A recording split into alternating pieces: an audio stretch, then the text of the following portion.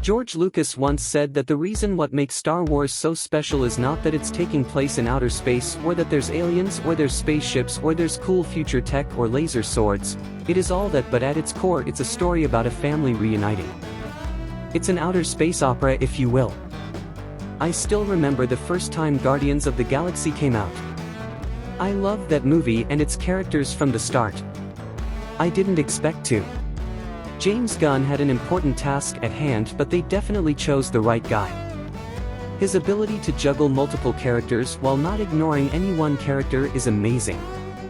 He has consistently put in the effort with all the love for these stories into these 3 Guardians of the Galaxy films, and the third one was the most special to him, I could tell. By the way, Guardians of the Galaxy Volume 3 is now available on Disney Plus if you haven't seen it yet.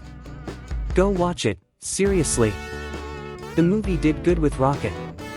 The way they took care of this character wasn't like other CGI/games celebrity voice acting types.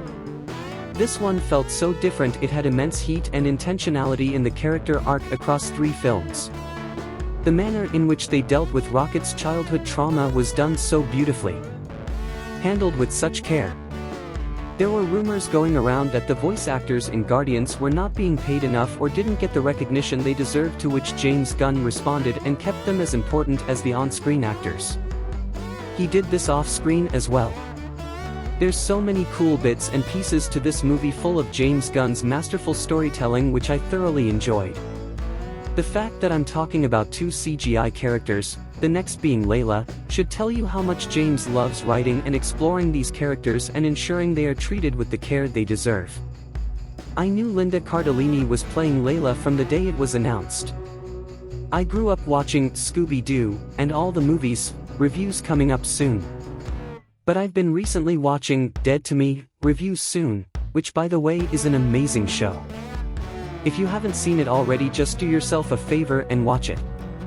She always kills it, no pun intended, in these roles where the story really wanted you to feel for these characters and connect with them. I've also noticed that her voice is very friendly. You naturally trust that voice and you want to get to know the person you're seeing. It's got a very inviting quality to it. Great casting choice. I hope that she comes back maybe for an on-screen role in a superhero flick soon, cause she's tons of fun on screen as well. Star-Lord in this movie for me solidified the Star-Lord Chris Pratt mythos. I couldn't separate them anymore after the third one. And Chris came in guns blazing with good acting. You can really feel the impact of missing a loved one, and you can really feel him stepping in and becoming the leader he's meant to be. And Chris does it so effortlessly now. I know that there were talks about doing a solo Star-Lord movie. And if that's the case, take my money. I would love to see Star-Lord interact with us Earthlings in modern times. Can you imagine Star-Lord discovering what TikTok is? My only issue, however, is how they handled Adam Warlock. I did feel like he got nerfed at times. Which, quick side note, makes me think about how James Gunn is going to handle someone like Superman. But that's a video for another time. But when they did show him his superpowers, man, that was awesome. I didn't expect him to lose his mom like that as well. I expected him to go full villain after that scene, but I'm happy the way it ended up. The music has always been the key ingredient for Guardians of the Galaxy movies. James' curated playlists have always been the factor that sets the tone in a scene. And this time he did it again. There's a link to a playlist of all the Guardians of the Galaxy songs if you want to listen to it again. I love how James was able to take every character of the Guardians and give them a satisfying arc and an ending that they deserved. I went in expecting Rocket to die. But if not a Rocket, then it was definitely going to be Drax.